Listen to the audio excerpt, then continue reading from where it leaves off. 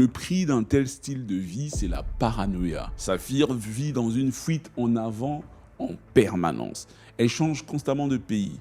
Elle change de numéro de téléphone régulièrement. Elle ne s'installe jamais trop longtemps au même endroit. Elle vit en Cambridge, au Royaume-Uni et le Ghana, évitant soigneusement le Nigeria où son enrichissement soudain attirerait trop l'attention. Elle sait qu'au Nigeria, les gens la connaissent, les gens savent où ses parents vivent. Son enrichissement brutal serait vraiment suspect. Elle ne peut pas revenir chez elle, elle ne peut pas voir sa famille, elle ne peut pas vivre une vie normale. Elle réalise que l'argent mal acquis ne construit rien. Il ne s'investit pas. Il se brûle, il se consume dans des expériences éphémères, un voyage à Mykonos, une semaine à Dubaï, une robe de créateur, un repas dans un restaurant étoilé, tout cela disparaît et tout cela s'évapore. Elle réalise aussi que l'argent isole. Elle ne peut faire confiance à personne. Chaque regard insistant dans un restaurant chic pourrait être un agent du FBI. Chaque nouvel abonné un peu trop curieux sur Instagram pourrait être un enquêteur. Chaque ami potentiel pourrait être juste un piège ou un traître. Elle se sent seule, complètement seule.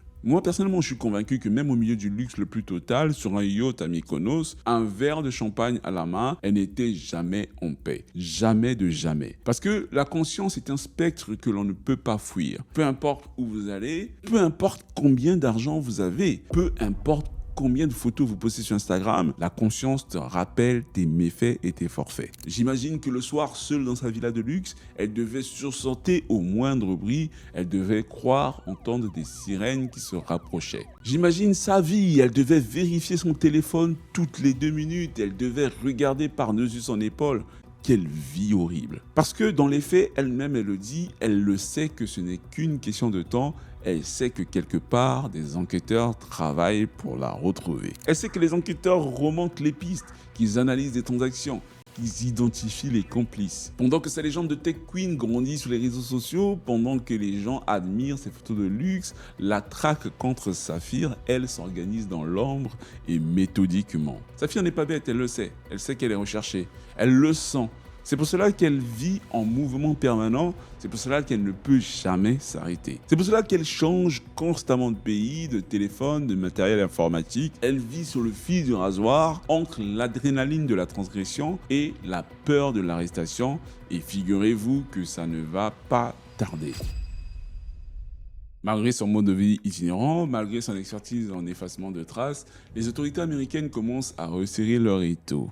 Le FBI, le Secret Service et l'IRS, c'est-à-dire le fisc américain, mettent en place une collaboration étroite. C'est une force opérationnelle qui est dédiée à ce sujet. Des experts en cybercriminalité, des analystes financiers, des enquêteurs spécialistes dans le blanchiment d'argent vont se mettre à l'œuvre. Ils analysent chaque mouvement des fonds suspects. Ils tracent les comptes offshore. Ils identifient les sites frauduleux, les transactions bancaires, les factures falsifiées. Les emails soigneusement fabriqués ne passent pas inaperçus aux yeux des enquêteurs expérimentés. Chaque détail devient un indice. Chaque rebond de l'argent à travers différents pays devient une piste. Le puzzle complexe commence à se former. Ils remontent les pistes, ils identifient Samuel Kouadio et les autres complices. Ils découvrent Lasco Company LLC. Ils tracent les flux d'argent, ils analysent leurs emails frauduleux, ils identifient les patterns. Et progressivement, un nom revient sans cesse. Saphir et Gemassi. Au Ghana, la coopération internationale porte ses fruits. Plusieurs complices ghanéens impliqués dans le même réseau de fraude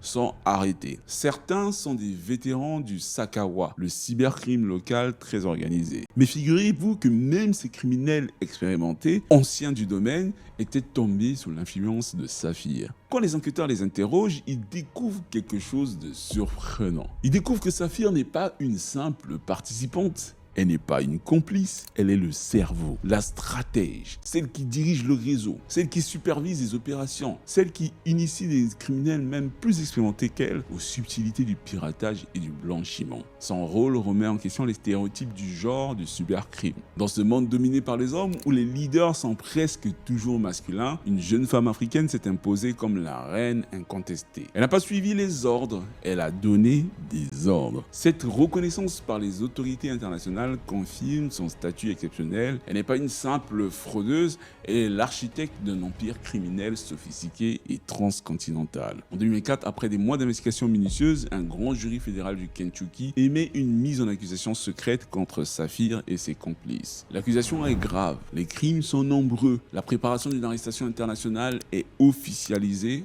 depuis les États-Unis. L'étau va se resserrer.